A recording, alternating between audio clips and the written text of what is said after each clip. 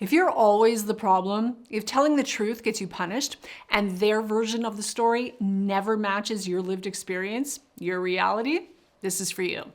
Have you ever been blamed for a fight you didn't start, or made to feel crazy for remembering what actually happened? I'm Tamie M. Joyce, and today I'll show you 10 clear clues to name family scapegoating abuse.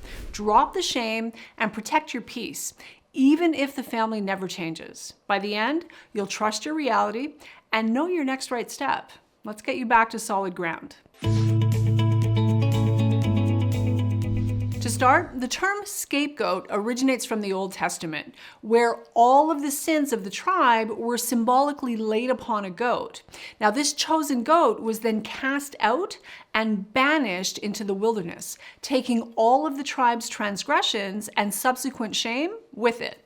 Today, a scapegoat is a person who is blamed and shamed for other people's character flaws and wrongdoings. This is a very common phenomenon in dysfunctional families, especially if one or more of the family members carry a lot of unresolved wounding and trauma, are in active addiction, or have untreated personality disorders, whether they be diagnosed or undiagnosed. In the case of a highly narcissistic family, like the one I grew up in, it's inevitable that one member of the family will be cast in the role of family scapegoat. Narcissists need someone to project their disowned shadow onto. And in a sick family system, the selection process follows a very certain criteria. The bottom line is the family scapegoat bears the brunt of the narcissistic family member's anger. Anything that goes wrong is somehow the scapegoat's fault. What's worse is other codependent and narcissistic family members follow the primary narcissist's lead by either turning a blind eye to the abuse, choosing to agree that the so-called problem child deserves what they're getting, or jumping on the bandwagon and joining in on openly targeting the chosen family scapegoat as well. After all, it's a whole lot easier to blame someone else for things going wrong in the narcissist's life or the family at large than it is to accept responsibility for themselves, their unresolved issues, the relationship crimes they've committed, and clean it all up. The reality is every dysfunctional family system needs a scapegoat. That one person whose role it is to be the family punching bag and dumping ground, so to speak. That one person is cast in the role via a silent and unspoken agreement that simply says, it's okay to target, hurt, harm, malign, lie to, lie about, and outright abuse, verbally, emotionally, or otherwise, this one person in the family. This way, the other toxic, empathy-impaired, and deeply unconscious family members have a place to dump all of their blame, shame, and unresolved pain, fury, and trauma, lest the load they carry become too much for them to bear, and they be forced to actually look at themselves and do their own work. Narcissistic people are far too unconscious and feel far too entitled to be able to honestly consider that they might have some work to do, never mind actually do the work. Despite outward appearances, they are also deeply fear and shame-based people, which makes the prospect of looking inward and doing their own work terrifying. So instead, they dump their unprocessed pain all over the family scapegoat like it's a full-time job, and they feel quite entitled to do so. Meanwhile, the golden children in the sick family system have an entirely different experience within the family unit, since they're often treated with relative kindness, decency, and respect, while also being insulated and protected in a myriad of ways. So, more often than not, they can't even begin to relate to the plight of the scapegoat and what the scapegoat's been living. According to them, everything's fine, normal. And they believe the family's warped narrative that it's the scapegoat that's always the issue. Which leads us directly into our first clue that you're the family scapegoat. You often feel ignored, isolated, and unimportant. Less than. As the family scapegoat, you've likely never received the love, acceptance, approval, or validation that others have. Nor have you been able to experience consistent feelings of safety, security, and belonging, never mind positive time, energy, and attention from your parents, primary caretakers, or other family members in positions of authority over you. And the reasons for this might surprise you. The person cast as the family scapegoat, more often than not, is the most highly intuitive and highly sensitive member of the family, and therefore is the one most likely to see the dysfunction, injustice, and abuse more clearly. They're also most likely to be the one to call it out for what it is, even as a young child. And toxic bullies can't have that. And thus, the sheer contempt, disdain, and intolerance is communicated in subtle and not so subtle ways to the so-called problem child. If you're an empath, just the frequency alone you have carried since conception, is enough to make deeply unconscious people very uncomfortable. The more narcissistic they are, the more uncomfortable you make them. So it's much easier for them to freeze you out and treat you with contempt rather than admit to themselves that the good in you disturbs the demons in them. Moreover, the more likely you are to speak up or speak out. Or more specifically, the more they've given you behind closed doors to speak up and speak out about, the more likely they are to go out of their way to discredit you as a preemptive measure. They may even go so far as to try to humiliate you in front of others, but only when they know they can get away with it, which, if successful, works to keep the power dynamic in play and ensure that you know your place on the totem pole of the sick family system. What you need to understand is this: the people doing the active scapegoating don't want you to receive any support or encouragement from others. For that reason, they'll often try to isolate you from other family members, extended family, and family friends. They'll do things like exclude you from family functions and then lie about why you're not there. They'll make disparaging remarks, write nasty letters, and take every opportunity to gossip about you behind your back. They'll work to separate and isolate you emotionally and physically by creating unnecessary conflict and spreading vile rumors. All of this has one purpose: to keep you isolated so they can control the narrative specific to who and what you are. So make no mistake, scapegoaters want you to feel isolated, alone, and powerless. And depriving you of what might otherwise be any genuine sense of having a family connection and support system in place is one of their most effective tactics in accomplishing this end. And this brings us on to clue number 2. Somehow, you're to blame for everything that goes wrong. If it went wrong, you either did it or somehow you caused it. You're responsible for it. If it happened, it's your fault. If it didn't happen, it's your fault. If someone was shitty to you, you deserved it. If someone betrayed, abandoned, or otherwise targeted and abused you, you brought it on yourself because you're fundamentally flawed, and besides, no one likes you anyway. I remember being carted off to a therapist at the age of 5, because according to my incredibly narcissistic stepmother, I was the cause of all of the problems she and my alcoholic father were having at the time. I was 5 years old. And this leads us directly into the next clue. Number 3, you're portrayed in a negative light to others. Hearing constant criticism, disparaging remarks, and hurtful insults is not only discouraging, it's painful. What's worse is when your family, the very people who were supposed to love you, be supportive of you, and have your back, go out of their way to paint you as a terribly unlikable and problematic person to anyone who will listen. If you're the family scapegoat, you've probably had your character publicly attacked in ways that have not only been hurtful, but are deeply traumatizing. The harsh reality is, when you're the scapegoat, your narcissistic family members will want to convince others that you're not worthy of respect.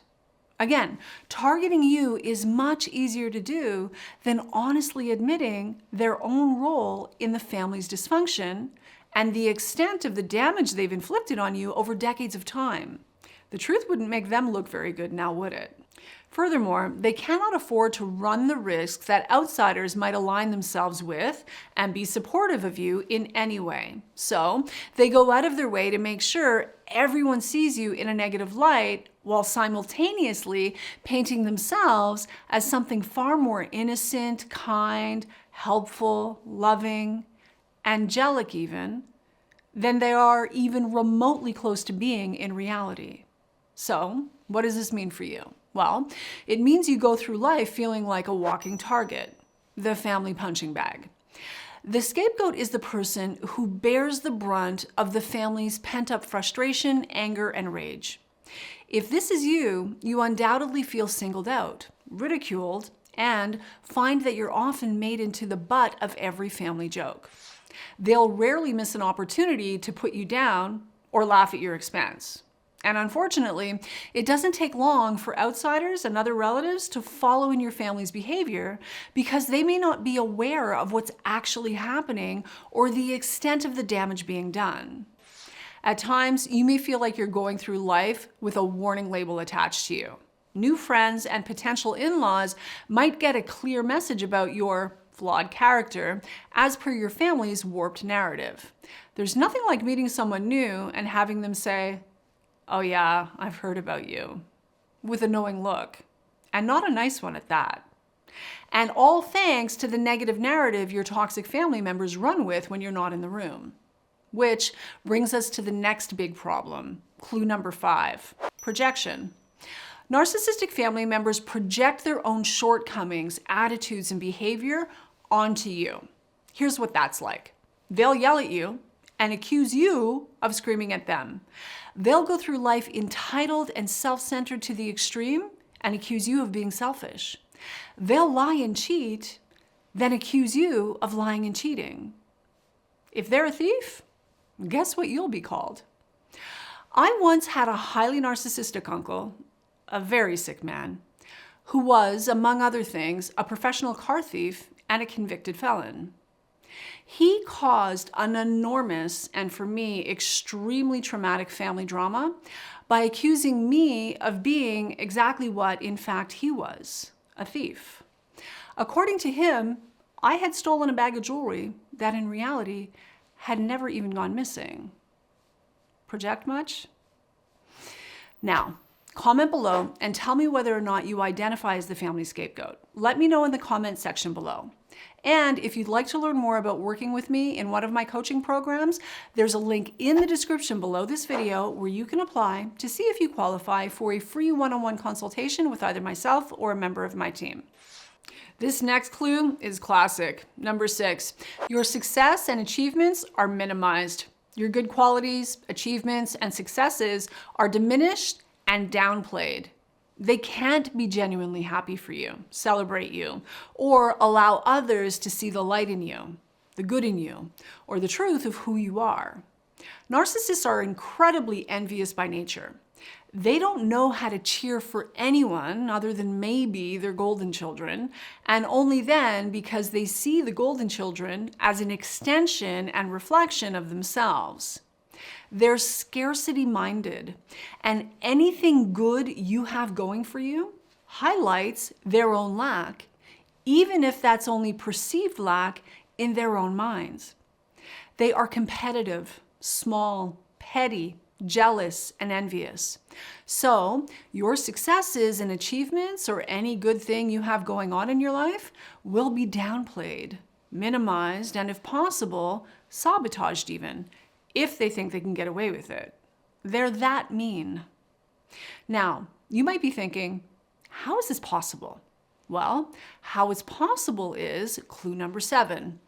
Others ignore and enable the abuse.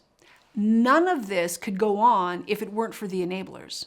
Other family members who see that you're being targeted, if not outright abused, and strangely, choose to look away, make excuses, downplay and minimize what's going on, either present day or what's gone on in the past.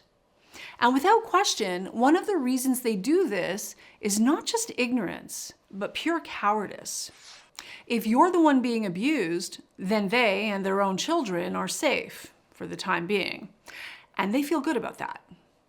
Some will comply through silent participation, while others join in on the targeting as a means of endearing themselves to and bonding with the narcissistic perpetrators. Either way, know this: silence in the face of abuse, especially where children and minors are concerned, makes a person complicit.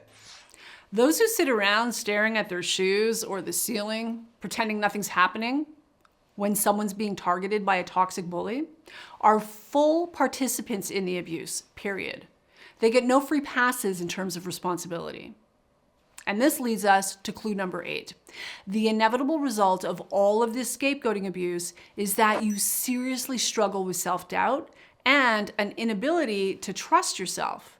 Constantly feeling confused, doubting, and second-guessing ourselves is a function of having your self-esteem undermined, if not outright attacked and pummeled into the dirt. It's also a function of having been gaslit on repeat over years, if not decades of time, whereby family members literally and quite deliberately, I might add, cause you to doubt yourself, your experiences, and your own perception of reality. And of course, along with all the gaslighting comes clue number 9. They lie to and about you, especially as a means to discredit you to others and hide their own overt or covert abuse. They perpetuate the narrative that they are the good and self-sacrificing one, and you are the difficult and ungrateful problem child. And naturally, this narrative continues into your adult life, which leads to the most surprising clue of all, clue number 10. You also play the role of savior as well as scapegoat. Not always, but often enough, the family scapegoat also has a pattern of playing the role of savior within the sick family system. Regardless of how much you've been abused, you're also inevitably the one people turn to when there's a crisis. You're the one expected to step up and sacrifice time, money, attention, your very life, if someone more valued in the family system is in need. But what often goes unnoticed is the real reason this happens is because you're also the one who's most capable, and they know it. You're certainly the most reliable and empathetic, as well as being the one most in need of validation and approval. So you're not likely going to say no until, of course, you start doing some healing work, begin taking better care of yourself, and gather the courage to set boundaries with what is often a family that resembles a pack of hyenas, at least insofar as you're concerned. In the meantime, you'll put your hand up to rescue and play savior more often than not, in the hopes of finally being seen, accepted, and appreciated for the good, kind-hearted person you actually are. But it's an illusion. You're only approved of as long as you're useful. When you're no longer useful, or better yet, no longer a willing participant in your own exploitation, it'll be back to business as usual. The business of smearing and vilifying you. Here's how this works. They'll ask for, fully expect, or even insist on receiving your help when they need it. Then turn around and treat you like goo on their shoe as soon as whatever crisis du jour happens to be has passed and they're feeling strong and confident again. When they don't want or need anything from you, they'll be up to their old tricks, which includes smearing you to smithereens, in order to poison the hearts and minds of others toward you. Sound familiar? The detrimental effects of being the family scapegoat are crushing. Left unhealed, this experience is utterly soul-destroying. Many people don't even recognize that they've been the scapegoat their entire lives. They just know something is really wrong, and they've been told their whole lives that thing is them. When this is the only type of family life you've ever known, it's your normal, no matter how painful and sick the dynamics at play may be. It's easy to internalize the stress and end up with anxiety, depression, some form of addiction, and then find yourself further blamed, shamed, and criticized for the very real struggles you deal with that are a direct result of having been targeted and abused this way since early childhood. And sadly, some scapegoats simply choose to shut down emotionally as a means of surviving what they've gone through. They find ways to numb out so they don't have to feel much of anything. And as you can imagine, this can cause a myriad of problems in our adult relationships since we tend to attract what is an emotional match to our unresolved family of origin wounding and trauma. This is called the repetition compulsion, and it's very much a subconscious pattern playing out in many, if not all, of our relationships. So, if you're living out a pattern of attracting one narcissistic relationship after another, as well as finding yourself in the position of scapegoat, not only with your family, but also in other places like at the office, in friendships and social circles, or with your in-laws, and you aren't walking away from that bullshit as soon as you see it, but rather you're staying stuck in the muck of it all, it simply means you have healing work to do. Give yourself the gift. It's time now. Let's get you back to solid ground. Now that you know the 10 clues that you're the family scapegoat, watch this video next to learn what happens when the family scapegoat leaves the